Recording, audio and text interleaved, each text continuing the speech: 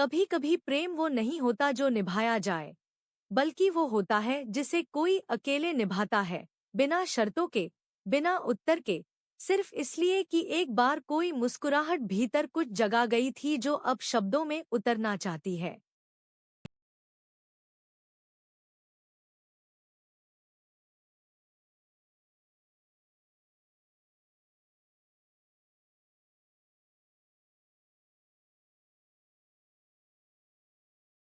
वो पहली बार मिली थी उससे एक सेमिनार में, दिल्ली की किसी ऊंची इमारत के चौथे माले पर, जहां हवा में कॉफी की गंध और संवादों की कृत्रिम गर्माहट फैली हुई थी। वह कोई वक्ता नहीं था, नहीं कोई खास मेहमान। वह तो बस बैठा था तीसरी पंक्ति में, नीले रंग की शर्ट में, पेन से अपनी नोटबुक पर कुछ बनाता हुआ, जैसे उसे आसपास की बातों से ज्यादा जरूरी खुद के भीतर की कोई आवाज लग रही हो।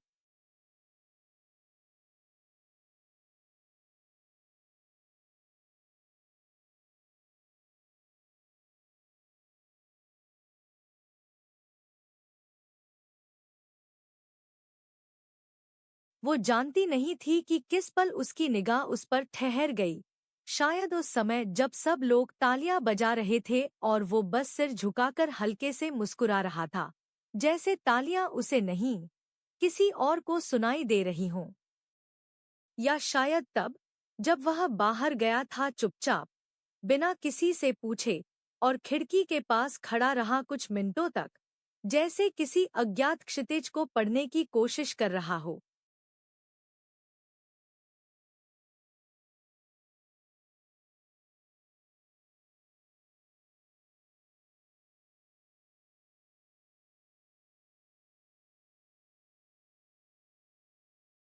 बात वहीं खत्म हो सकती थी, लेकिन जिंदगी ने उसे एक छोटी सी चिट्ठी की वजह से जोड़ा, एक सामान्य सी फीडबैक शीट, जो उसने लिफाफे में जमा की थी, और जिस पर उसका नाम और ईमेल पता लिखा हुआ था, हल्के झुके हुए अक्षरों में।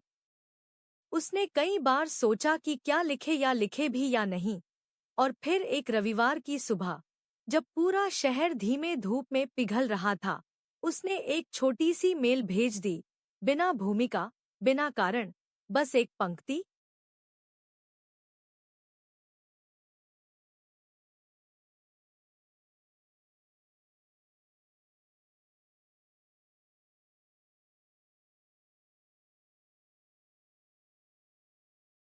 आपका मौन सबसे स्पष्ट बात थी पूरे दिन में।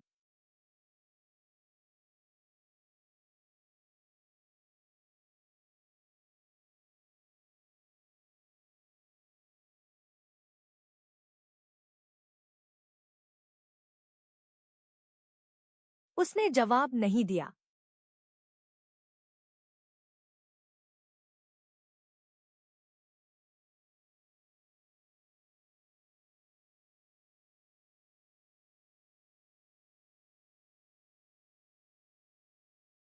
लेकिन अगले रविवार को उसने फिर लिखा।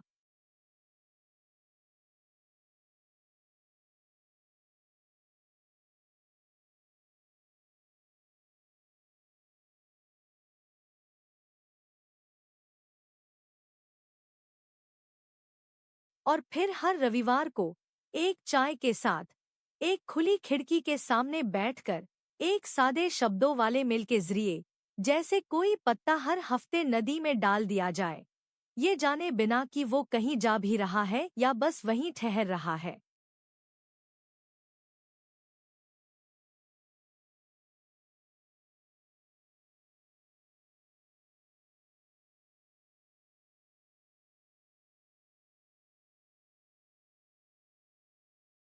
वो जानती थी कि वह शादीशुदा है।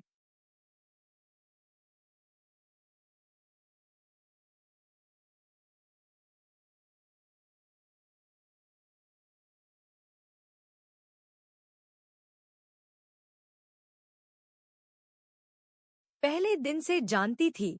प्रोफाइल में तस्वीर थी, और बायो में नाम के साथ एक और नाम जुड़ा हुआ था, एक और पहचान, जो बताती थी कि उसकी दुनिया पहले से किसी के साथ बांटी जा चुकी है।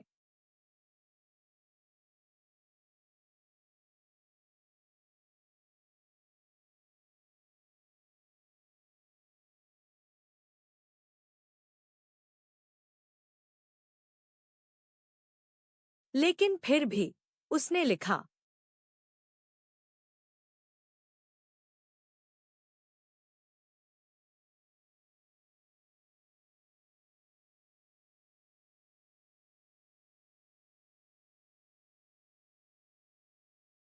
क्योंकि लिखना चाहने से नहीं होता।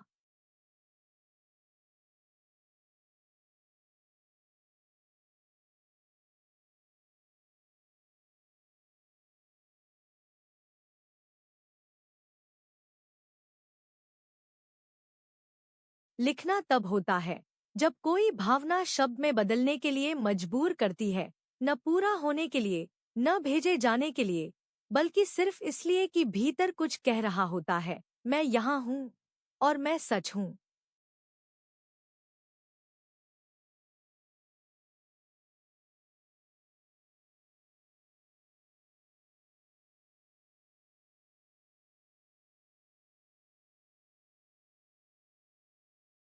और अब इतने महीनों बाद उस इतवार को जब उसने चिट्ठी लिखनी शुरू की तो शब्द रुक गए।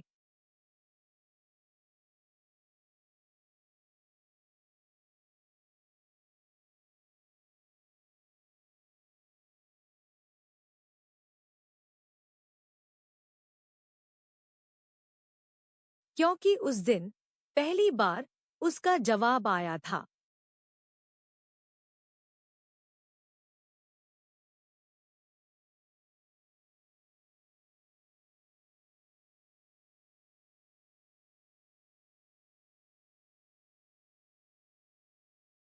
हर बार जब हम किसी को बिना अपेक्षा के लिखते हैं तो हम कोई उत्तर नहीं मांगते, लेकिन जब उत्तर आ जाता है तब हमें समझ में आता है कि हम कितनी चुप आशा के साथ सालों से जी रहे थे।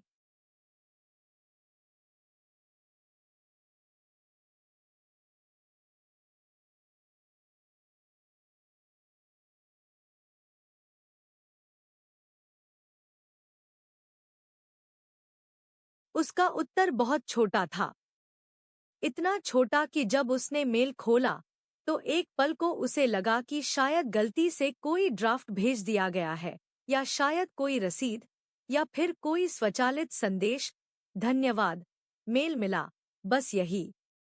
और नीचे उसका नाम।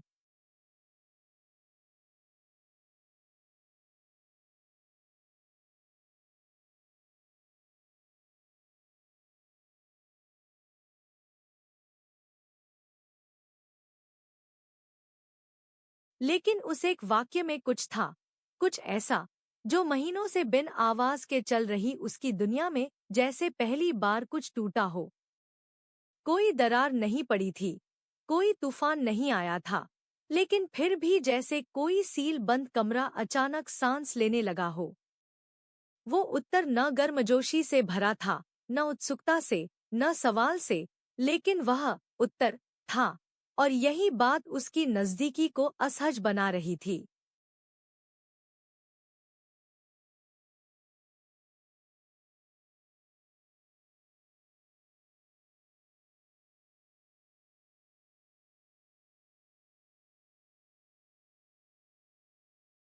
उसने उस दिन कोई मेल नहीं लिखा। पहली बार रविवार की सुबह वह शब्दों के साथ नहीं बैठी। वह खिड़की के पास चाय के कप के साथ बैठी रही, पर स्क्रीन नहीं खोली।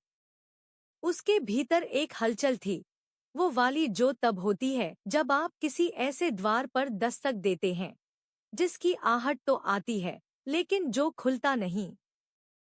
और जब वो खुल जाए तो आप नहीं जानते कि भीतर कैसे जाना है।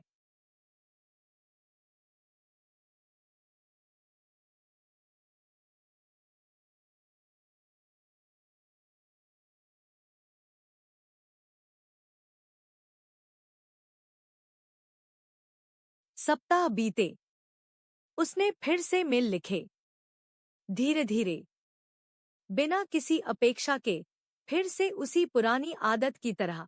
लेकिन अब हर बार जब वह भेजती तो उसकी उंगलियों में थोड़ी हिचक होती, जैसे अब उस मौन में वह स्थिरता नहीं रही थी जो पहले थी। अब वहाँ एक उत्तर का इतिहास था, छोटा लेकिन जीवित।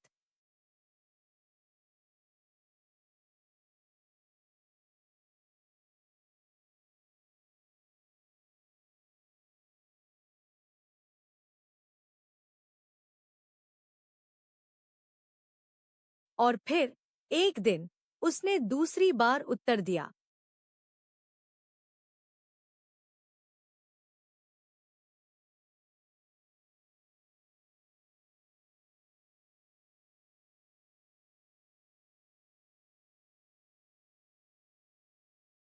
इस बार 5 पंक्तियां थी।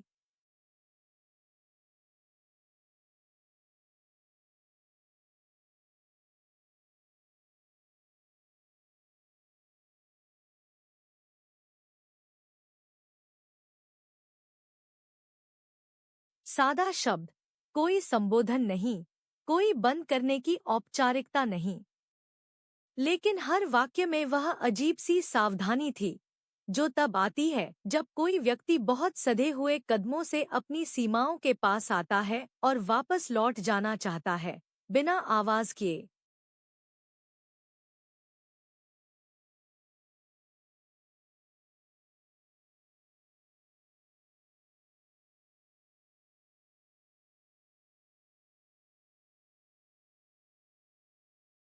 तुम्हारे मेल पढ़े हैं।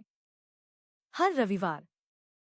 मैं नहीं जानता था कि शब्द इतने धीरे घुस सकते हैं, कि उन्हें इनकार भी नहीं किया जा सकता। मैंने कभी तुम्हें उत्तर नहीं दिया, क्योंकि मुझे नहीं लगता था कि मैं कर सकता हूँ।